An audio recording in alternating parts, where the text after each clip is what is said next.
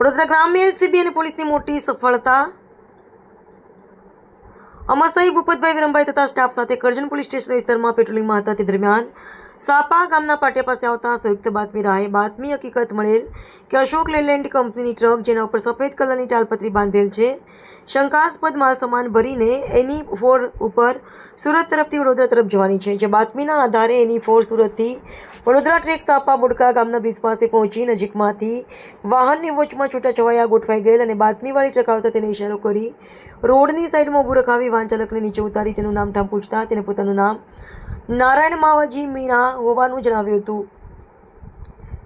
અને માલસામાન બાબતે પૂછતા ટ્રકમાં રાજનિવાસ પાન મસાલા તથા તંબાકુના પેકેટ ભરેલા હોવાનું જણાવવામાં આવ્યું હતું. આ સાથે ₹57,300નો મુદ્દામાલ ભારતીય નાગરિક સુરક્ષા સંહિતા 2023ની કલમ 106 મુજબ તપાસ અર્થે કબજે કરી પકડાયેલ ઇસમની વિરુદ્ધ ભારતીય નાગરિક સુરક્ષા સંહિતાની વિવિધ કલમો હેઠળ ગુનો નોંધી આગળની તપાસ હાથ ધરી છે.